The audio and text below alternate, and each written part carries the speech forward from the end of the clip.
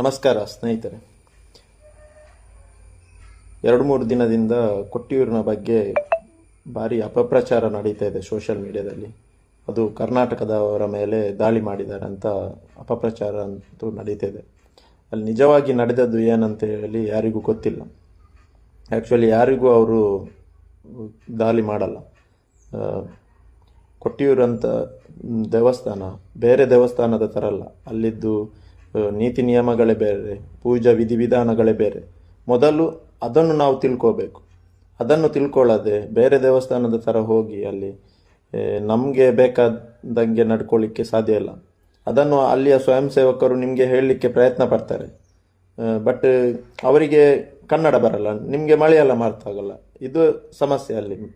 ಈ ಸಮಸ್ಯೆಯಿಂದ ಒಂದು ವೇಳೆ ಕನ್ನಡದಲ್ಲಿ ಹೇಳಿದ್ರು ಅದನ್ನು ಅರ್ಥ ಮಾಡಿಕೊಂಡರೂ ಅದನ್ನು ಕೇಳುವಂಥ ವ್ಯವಧಾನ ಇಲ್ಲ ಕೆಲವರಿಗೆ. ನಾವೇ ಒಂದು ವಾರ ಅಲ್ಲಿ ಇದ್ವಿ, ಕೆಲವರಿಗೆ ಹೇಳಿದ್ರು ಅರ್ಥ ಮಾಡ್ಕೊಳ್ಳಲ್ಲ. ಅಲ್ಲಿ ಕೆಳಗಡೆ ದರ್ಶನಕ್ಕೆ ಹೋಗುವಾಗ ಅಂಗಿ ಬನ್ನಿಯನ್ನು ತೆಗಿಬೇಕಂತ ಹೇಳಿದ್ರು ಕೆಲವರು ಅರ್ಥ ಮಾಡ್ಕೊಳ್ಳಲ್ಲ, ಹಂಗೆ ಬರ್ತಾರೆ. ಆಮೇಲೆ ಪ್ರದಕ್ಷಿಣೆ ಬರುವಂಥ ಸ್ಥಳಗಳಲ್ಲಿ ವಿಡಿಯೋ ಮಾಡಬಾರ್ದು ಅಂತ ಕಟ್ಟುನಿಟ್ಟಾಗಿ ಹೇಳ್ತಾರೆ, ಅದನ್ನು ಕೇಳಿಸ್ಕೊಳ್ಳಲ್ಲ. ಕೆಲವರಂತೂ ಇನ್ಸ್ಟಾಗ್ರಾಮ್ ವಿಡಿಯೋ ಮಾಡಲಿಕ್ಕಂತಲೇ ಬರ್ತಾರೆ ಅಲ್ಲಿಗೆ. ದಯಮಾಡಿ ಅರ್ಥ ಮಾಡ್ಕೊಳ್ಳಿ, ಕೊಟ್ಟಿಯೂರು ಅನ್ನೋದು ಬೇರೆ ದೇವಸ್ಥಾನದ ಥರ ಅಲ್ಲ. ಅದೊಂದು ಪವಿತ್ರ ಪಾವನ ಪುಣ್ಯಭೂಮಿ. ಅದು ಕೇರಳದವರಿಗೆ ಅದರ ಬಗ್ಗೆ ಹೆಚ್ಚಿನ ಮಾಹಿತಿ ಗೊತ್ತಿದೆ. ನಮ್ಮವರು ಹೊಸಬ್ರು ಹೋದವರಿಗೆ ಅದರ ಬಗ್ಗೆ ಗೊತ್ತಿಲ್ಲ.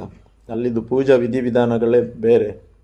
ಆಮೇಲೆ ಮೊನ್ನೆ ನಡೆದದ್ದು ಅಂದರೆ ರಾತ್ರಿಯ ಆನೆ ಉತ್ಸವ. ಎಲ್ಲರೂ ಆನೆ ಉತ್ಸವ ಅಂತ ಹೇಳ್ತಾರೆ, ಬಟ್ ಅದು ಆನೆ ಉತ್ಸವ ಅಲ್ಲ. ಕೇರಳದವರು ಅದನ್ನು ಶಿವೆಲ್ಲಿ ಅಂತ ಹೇಳ್ತಾರೆ.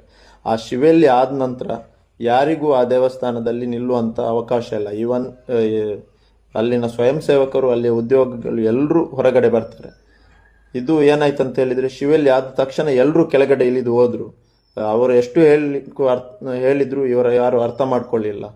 ಕೊನೆಗೆ ಅವರು ನೀರೆರಚಿದ್ರು ಅಷ್ಟೇ. ಅದನ್ನು ಇವರು ದೊಡ್ಡದಾಗಿ ಸೋಷಿಯಲ್ ಮೀಡಿಯಾದಲ್ಲಿ ಅಪಪ್ರಚಾರ ಮಾಡ್ತಾ ಇದ್ದಾರೆ. ಅವರಾಗಿದ್ದಕ್ಕೆ ನೀರೆರಚಿದ್ರು. ಬೇರೆ ಕಡೆ ಆದರೆ ಬೇರೆನೇ ಕತೆ ಆಗ್ತಿತ್ತು, ನನ್ನ ಅನಿಸಿಕೆ ಅದು. ಸೊ ದಯಮಾಡಿ ಅರ್ಥ ಮಾಡ್ಕೊಳ್ಳಿ, ಕೊಟ್ಟಿಯೂರಿನ ಬಗ್ಗೆ ಅಪಪ್ರಚಾರ ಮಾಡಬೇಡಿ. ಅದೊಂದು ಪಾವನ ಪುಣ್ಯಕ್ಷೇತ್ರ. ಮೊದಲು ಅಲ್ಲಿಯ ನೀತಿ ನಿಯಮಗಳನ್ನು ಅರ್ಥ ಮಾಡ್ಕೊಳ್ಳಿ.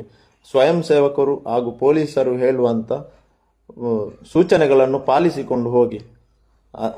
ಹಾಗೆ ಹೋದರೆ ಏನು ತೊಂದರೆ ಆಗಲ್ಲ. ಅಲ್ಲಿ ನಾವು ಅಲ್ಲಿ ಇದ್ದಿದ್ದೇವೆ, ಏನು ತೊಂದರೆ ಇಲ್ಲ. ಎಲ್ಲರೂ ಹೋಗ್ಬೋದು, ಎಲ್ರಿಗೂ ಅವಕಾಶವಿದೆ.